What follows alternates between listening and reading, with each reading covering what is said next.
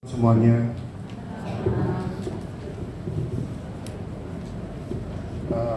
kita buka ayat dulu ya.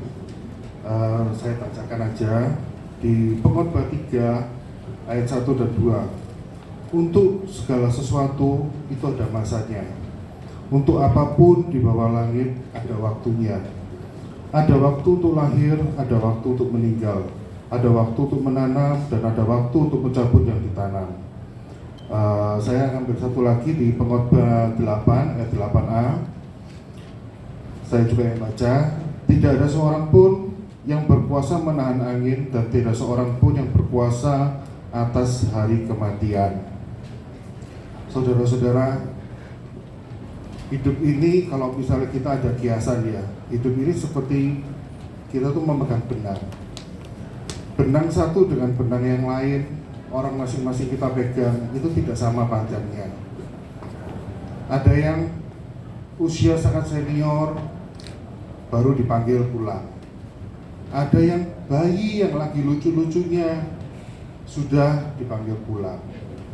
Kita masing-masing tidak bisa tahu benangnya itu masing-masing di kita ini sampai berapa lama.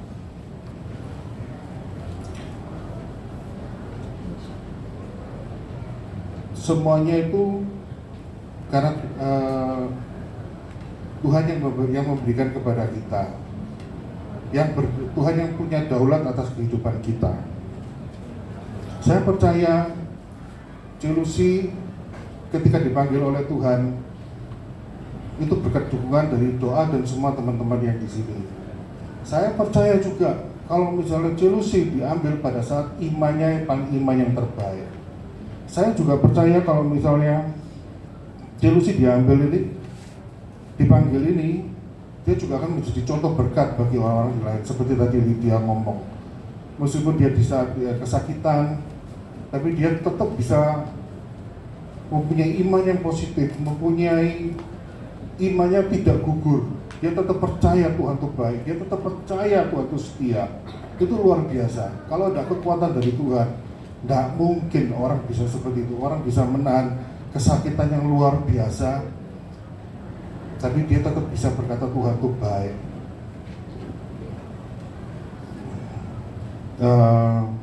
Kita orang Kristen, kita percaya segala sesuatu itu tidak ada yang kebetulan. Segala sesuatu itu atas izin Tuhan dan atas daulat Tuhan. Setiap orang dipanggil pulang dengan cara yang berbeda. Mungkin untuk saat ini Jelusi dipanggil dalam keadaan sakit. Saya sharing sebentar. Mama saya meninggal itu ketika saya pada waktu itu kerja. Dia manggil saya pulang. Dia kasih saya makan. Setelah itu dia ngoncain saya buah. Jalan 3 langkah, dia lalu jatuh seperti kayak karung beras.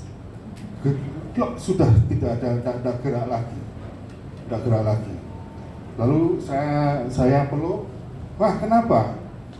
Dia morok langsung. Adik saya usia 20, mama saya tadi usia 52, adik saya usia 28. Dia ngomong badannya tidak enak, minta keroan. Tidak lama kemudian kejang-kejang langsung meninggal. Cara orang pulang itu beda-beda. Tapi yang saya yakin, adik saya dan mama saya dipanggil pulang itu dalam keadaan iman yang terbaik.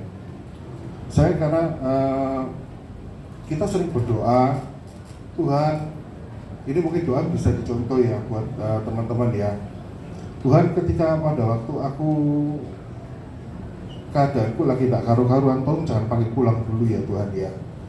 Karena nanti aku tak akan ketemu kamu Tuhan. Tapi ketika aku mempunyai iman yang baik, ketika aku punya keadaan rohani yang baik, tak apa, cepet-cepet panggil aku pulang Tuhan, supaya aku nanti bisa ketemu kamu. Itu doa saya dan doa keluarga saya ya. Maaf ini saya sharing sebentar. Saya percaya ketika Jelusi dipanggil pulang, rumahnya di surga itu sudah jadi. Ini saya bacakan di Yohanes 14 ayat 2. Di rumah Bapakku banyak tempat tinggal. Jika tidak demikian, tentu aku mengatakannya kepadamu. Sebab aku pergi ke situ menyediakan tempat untuk bagimu, bagi kita semua. Saya juga berharap untuk teman-teman saudara semua, iman dari Jelusi, ayo kita teruskan. Apapun keadaan kita, apapun keadaan kalian semuanya, tetap terus berpegang pada Tuhan. Tuhan itu baik. Apapun rencananya dalam keadaan, apapun keadaan kita saat ini, apapun permasalahan hidup kita, Tuhan itu baik. Tuhan ingin kita ada bersama-sama Dia. Kalau misalnya mungkin keadaan kita lagi enak, mungkin kita akan lupa Tuhan.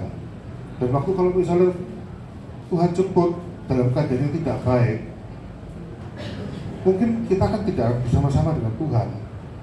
Kita akan dijemput orang lain.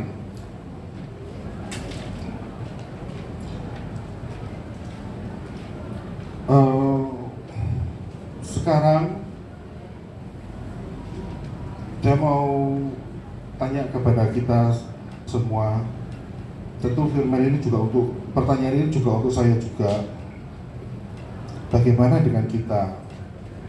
Apakah kita siap kalau misalnya kita sewaktu-waktu dipanggil pulang? Benang yang kita pegang, kita sama-sama tidak tahu. Bisa 5 menit lagi, bisa 1 jam lagi, bisa tengah malam nanti, ataupun bisa besok pagi, bisa seminggu lagi. Tapi ketika benang itu habis, benang itu sudah tidak ada, apakah kita siap kalau misalnya kita dipanggil pulang saat itu juga? Saya berharap kita bisa lebih berpikir secara bijaksana ya. Kita berpikir secara bijaksana.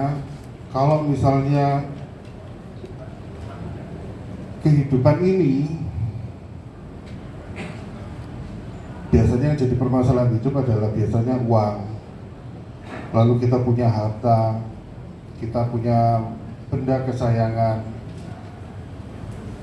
Semuanya itu jangan sampai menghalangi hubungan kita ke Tuhan.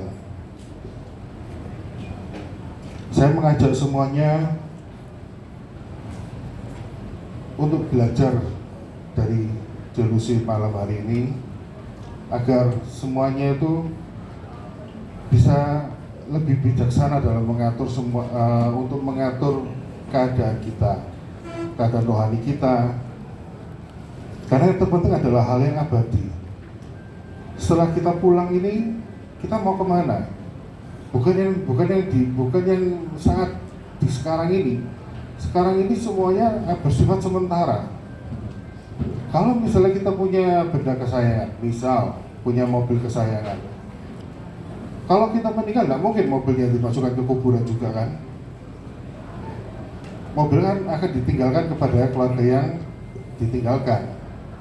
Tapi yang terpenting apa? Iman kita yang kepada Tuhan itu yang paling penting. Apa gunanya kita kalau memperoleh seluruh dunia, tapi kalau misalnya kita nanti kehilangan nyawa kita? Nah, teman-teman, berita baiknya adalah kita semua di sini masih hidup, kita semua di sini masih bernafas, kita masih diberi kesempatan oleh Tuhan untuk memperbaiki semuanya. Jangan jauh-jauh dari Tuhan ya. Tuhan tuh penolong kita. Tuhan tuh yang selalu menunggu kita. Keadaan kita baik, keadaan kita tidak baik, Tuhan tuh selalu nunggu kita. Ya, terima kasih. Itu sharing dari saya. Kita lanjut.